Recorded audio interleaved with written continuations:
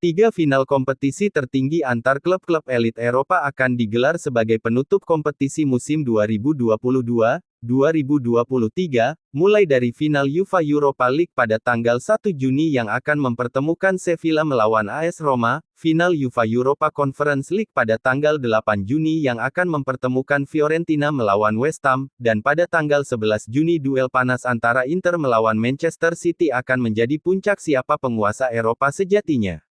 Dari ketiga final yang akan diselenggarakan, ada nama tiga tim dari Italia, yakni Inter Milan, Fiorentina dan AS Roma. Bisa dibilang Serie A musim ini benar-benar menguasai Eropa dengan mengirim tiga wakilnya di kompetisi elit Eropa. Liga Italia yang sebelumnya ditinggalkan peminatnya usai era 2010, kini berbenah dari banyak segi aspek. Hasilnya seperti yang terlihat dalam 3 musim terakhir, selain sudah mulai lunturnya dominasi Juventus sebagai juara tunggal dalam 9 tahun beruntun, tim-tim yang sebelumnya tertidur pulas dan lama tak berprestasi di level Eropa macam Inter Milan, AC Milan, Fiorentina, AS Roma mulai ingin membuktikan jika mereka siap jadi penantang serius musim depan bagi tim-tim macam Real Madrid, Bayern Munchen, hingga tim-tim dari dataran Inggris, dan jika melihat dari skuad tim-tim wakil dari Italia ini, bisa dibilang cukup mumpuni dengan diisi nama-nama beken di level Eropa. Lantas bagaimana kekuatan tiga tim tersebut dalam menyongsong partai final? Seperti apa peluang mereka untuk meraih trofi Eropa? Berikut ulasannya.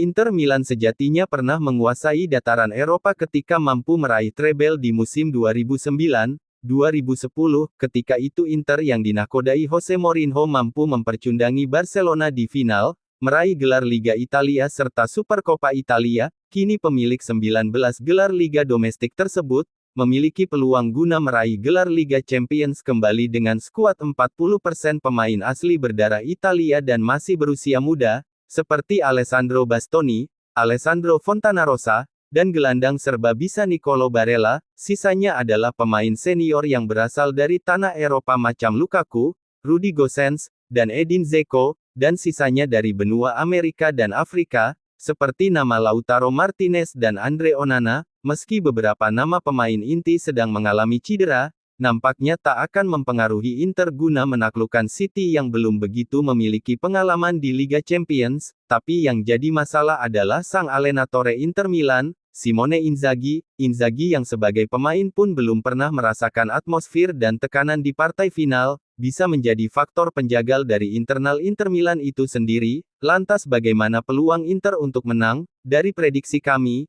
Inter akan kesulitan dalam merusak ambisi City guna meraih gelar Liga Champions pertamanya. Selain faktor kedalaman skuad, faktor pelatih sepertinya akan menjadi penghalangnya. AS Roma yang musim lalu menjuarai Piala Konferensi Eropa edisi pertama, dengan menumbangkan wakil Belanda, Feyenoord, musim ini pun anak asuh Jose Mourinho juga berhasil melangkah hingga partai final, namun di final Europa League.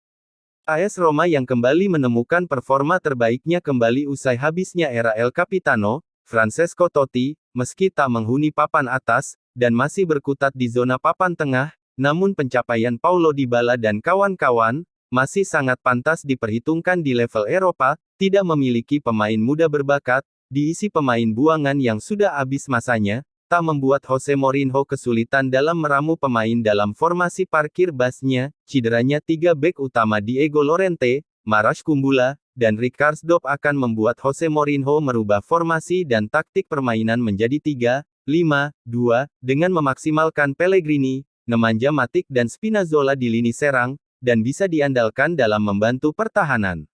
Namun jika melawan tim sekelas Sevilla, masih mengandalkan formasi parkir bas, akan sangat mudah bagi Sevilla dalam mengobrak-abrik pertahanan Roma yang hanya mengandalkan 3 pemain belakang saja. Sevilla yang sudah memiliki 4 gelar Piala Eropa, kami prediksi akan menambahnya menjadi 5 di musim ini.